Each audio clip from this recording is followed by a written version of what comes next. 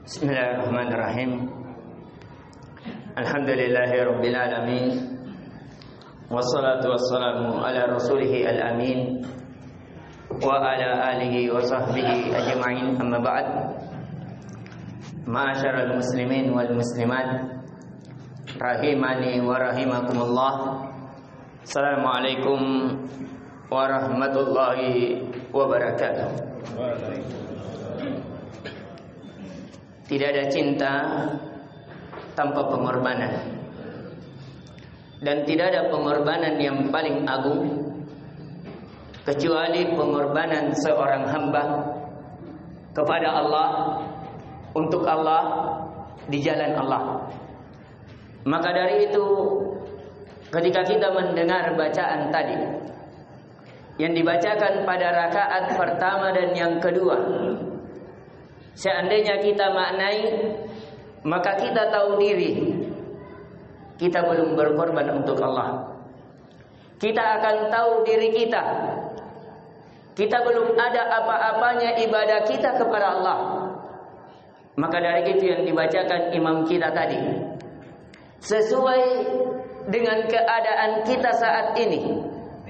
Kita ingin memasuki dari hari Idul Adha, yang dimana hari Idul Adha itu ada kisah hari pengorbanan seorang ayah yang dia korbankan untuk Allah anaknya yang telah lama dia inginkan.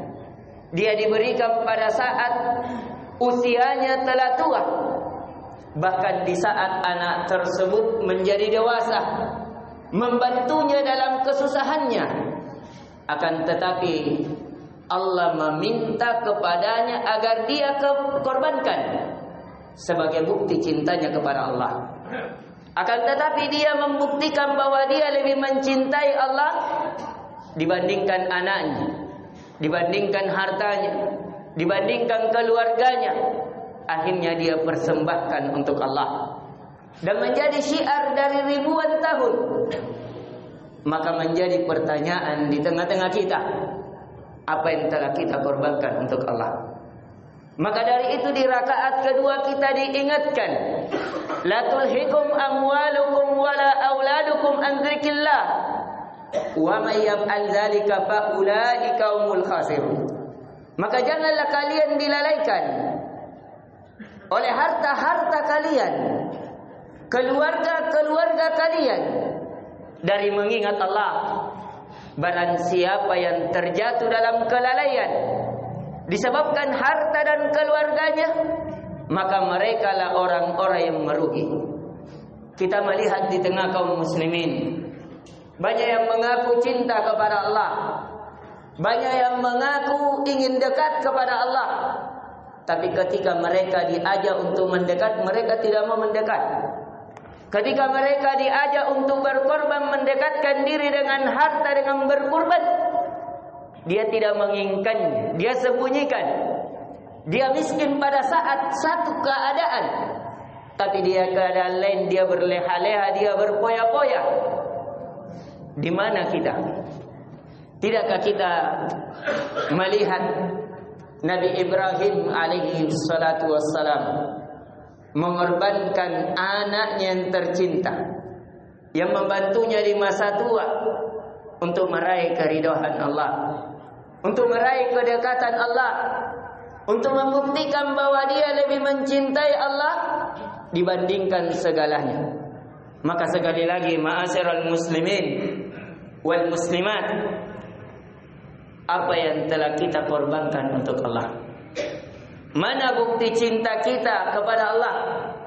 Maka dari itu kata para ulama, laisa sya'nu an tuhib, walakin sya'nu an tuhab. Bukan suatu perkara engkau mengaku dicintai, tapi perkara yang terpenting apakah engkau dicintai. Maka dari itu Imam Syafi'i rahimallahu ta'ala mengabarkan dalam syair, ta'sil ilaha wa anta tuzhiru hubbahu, hadha mahadun fil qiyasi badi'u. Engkau memaksiati Allah, jauh dari Allah, sedangkan engkau mengatakan, menampakkan engkau cinta kepada Allah. Ini sungguh suatu perkara yang tidak masuk akal. Law kana hubbuka sadikan la ata'tahu. Innal muhibba liman yuhibbu muti'u. Dan seandainya benar cintamu kepada Allah, maka pasti dan pasti engkau mentaati Allah. Di saat Allah memanggilmu untuk salat, pekerjaanmu memanggilmu untuk meraih keuntungan, kamu tinggalkan. Di saat keluargamu memanggilmu, tapi Allah memanggilmu untuk berdua-duaan, maka engkau pun menjemputnya. Di saat kecintaanmu terhadap dunia terikat di dalam hatimu, tapi Allah memanggilmu untuk kamu korbankan dengan berkurban, di mana engkau sebenarnya? Yang kata Imam Syafi'i, yang seandainya cintamu itu benar, sungguh engkau akan mentaati Allah. Karena sesungguhnya orang yang mengaku cinta, dia akan mentaati siapa dicintainya.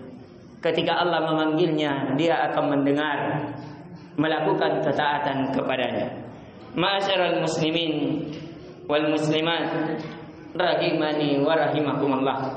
Mungkin ini sedikit pembahasan yang bisa kita berikan.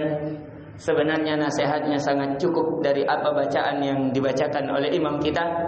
Adapun kami cuma memperjelas, menerjemahkan dari bacaan yang dibacakan oleh imam kita.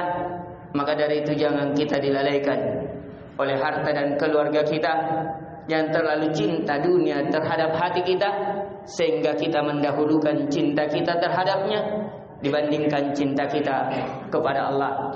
Maka berarti hidup hanya sekali, maka hiduplah berarti. Hidup hanya sekali, maka hiduplah berarti.